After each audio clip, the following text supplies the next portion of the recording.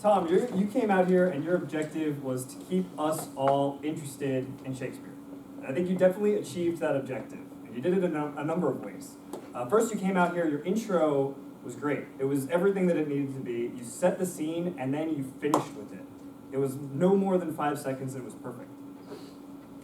The other thing that you did, you came out here with this relentless energy.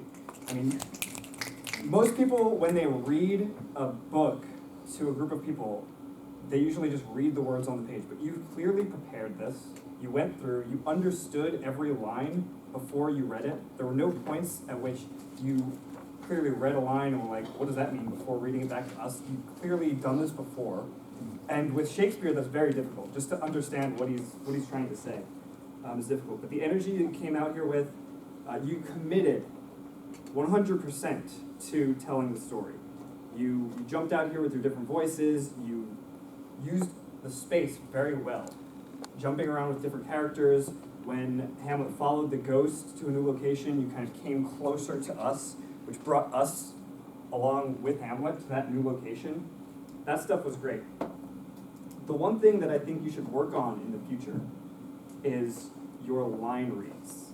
Specifically, I thought Hamlet's voice was overplayed and affected in a way it seemed kind of not believable from an emotional standpoint. And I would encourage you to watch the video.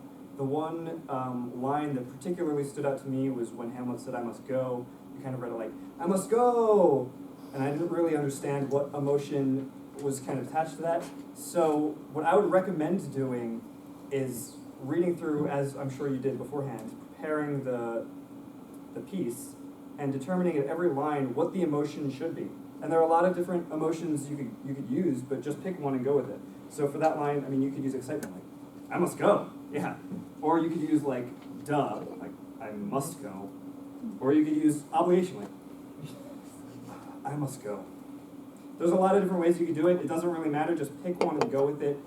For these kinds of things, and especially if you're preparing your own speech and you write it out, do this too, because sometimes you get lost in your own emotions. But try to figure out, what emotion each line should be. And if you're writing a speech or reading one, I would recommend taking a highlighter and saying, red is like anger or really fiery intensity, green is like something really calm and conversational, and just doing it that way. It's a way to really keep track of what you should be saying, because when you're reading 10 minutes of stuff, it's really hard to keep track of like where each character is emotionally.